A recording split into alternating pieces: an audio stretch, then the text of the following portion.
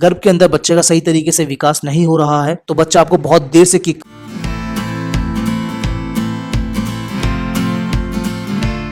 नमस्कार दोस्तों, pregnancy life and you channel में आपका बहुत बहुत स्वागत है। कुछ महिलाओं को हलचल थोड़ी देर से महसूस होती है और कुछ महिलाओं को जब हलचल महसूस होती है तो कभी वो तेज होती है, कभी वो रुक जाती है, या उनको सही तरीके से समझ में यही नहीं आता है कि उनको एक्चुअल में बच्चे के किक्स को कैसे काउंट करना है, उसके मूवमेंट्स को किस तरीके से समझना है। तो आइए दोस्तों इसी बारे में बात करते हैं। तो तकरीबन आपके 4.5 महीने से लेके 5.5 महीने का समय एक ऐसा समय होता है जब बच्चा आपको किसी भी समय पे पहली किक या फिर पहली हलचल देना शुरू करेगा। कुछ महिलाओं को थोड़ा जल्दी भी हो सकता है, लेकिन अगर 6 महीने तक बच्चे ने अगर आपको कोई भी किक नहीं दी है या फिर आप उसकी किक को समझ नहीं पा रहे हैं तो फिर आपको एक बार अपने डॉक्टर से बात करनी चाहिए। और इसके बहुत सारे कारण होते हैं कि क्यों बच्चा गर्भ के अंदर देर से या फिर जल्दी किक दे देता है। कुछ मामलों में बच्चा हलचल करने में देरी करेगा, जैसे कि अगर गर्भ के अंदर बच्चे का सही तरीके से विकास नहीं हो रहा है तो बच्चा आपको बहुत देर से किक करेगा। कुछ केसेस में प्लेसेंटा की पोजीशन कुछ इस टाइप की होती है कि आपको किक का एहसास नहीं होता है, यानी कि बच्चा किक अंदर दे रहा होता है लेकिन आपको वो किक महसूस नहीं हो पा रहे होते हैं, क्योंकि बच्चा जो होता है प्लेसेंटा के पीछे होता है और जो प्लेसेंटा होता है वो आपके पेट से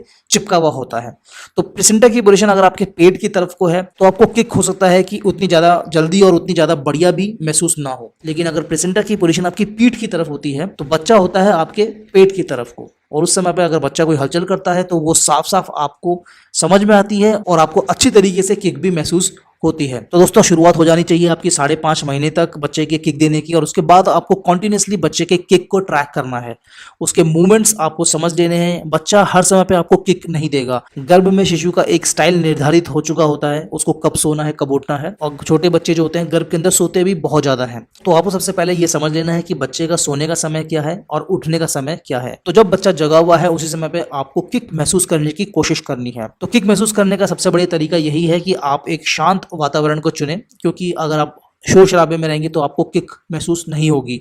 बच्चा अगर किक दे भी रहा होगा या फिर अगर आप कोई काम कर रही हैं तो भी आपको किक का सही तरीके से अनुमान नहीं लग पाएगा। तो आपको एक शांत कमरे में बैठना है।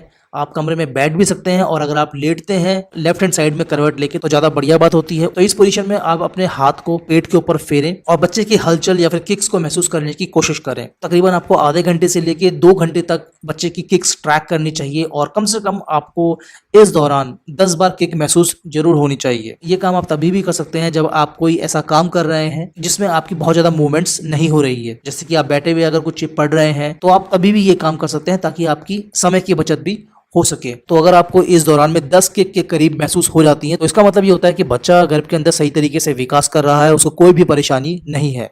अब दोस्तों ये किक हमेशा एक जैसी नहीं रहेंगी। जैसे जैसे आपकी प्रेगनेंसी बढ़ेगी और आप 8वें महीने में आते हैं तो उस समय पे गर्भ में शिशु का विकास बहुत ज्यादा हो चुका होता है, उसके पास गर्भ के अंदर इतनी स्पेस नहीं होती है कि वो आपको प्रॉपर तरीके से किक्स दे सके। तो उस समय पे आपको किक्स कम महसूस होती हैं, और फिर बच्चा आगे चल के अपना जो हेड डाउन पोजीशन पे आ जाता है उस समय पे आपको सिर्फ पेट के ऊपर हिस्से में ही किक महसूस होंगी या फिर आपके पेट के साइड में किक महसूस होती है, क्योंकि बच्चे का इस समय पे सर फिक्स हो चुका है। वो सिर्फ आपको हाथों से और पैरों से ही किक देने में सक्षम होता है। हलचल या फिर किक्स के बारे में आपको ये भी समझना है कि बच्चा अगर आपको एकदम से बहुत तेज कभी किक देता है और उसके बाद शांत हो जाता है, और ऐसा आपके साथ बहुत बार होता है, तो इसका मतलब ये है कि बच्चे को कहीं ना कहीं पे इंटरनली कुछ ना कुछ प्रॉब्लम है, और जब भी उसको ये प्रॉब्लम महसूस होती है तो वो एकदम से अचानक से आपको तेज किक देता है। ये जो तेज किक देने का प्रोसेस है इसमें आप ये भी समझिए कि ऐसा ना हो कि आपने कुछ इमीडिएटली कुछ खाया हो, कुछ पिया हो, या आपने कुछ चेंजेस किए हुए हो लाइट की इंटेंसिटी में। तो अगर आप ऐसा कुछ करते हैं तो बच्चा डेफिनेटली आपको एक तेज किक दे सकता है, लेकिन अगर आपने ऐसा कुछ भी नहीं किया है और बच्चा आपको इस तरीके की तेज किक दिन में 2-3 बार दे देता है तो इसका मतलब कहीं ना कहीं पे ये हो सकता है कि बच्चे को कोई ना कोई प्रॉब्लम आ रही हो। कई बार गर्भनाल भी लिपटने की समस्या आ जाती है और भी अन्य समस्याएं हो सकती हैं। तो इन बातों को आप अच्छी तरीके से समझ लीजिए। तो अगर आपको ऐसा अनुभव होता है तो आपको अपने डॉक्टर से जाके मिलना चाहिए, क्योंकि ये डायग्नोसिस के बाद ही क्लियर हो पाएगा कि बच्चा ऐसा क्यों कर रहा है। वीडियो अगर आपको अच्छी लगी हो तो वीडियो को लाइक करें, वीडियो को शेयर करें। मिलते हैं अगली वीडियो में, तब तक के लिए नमस्कार।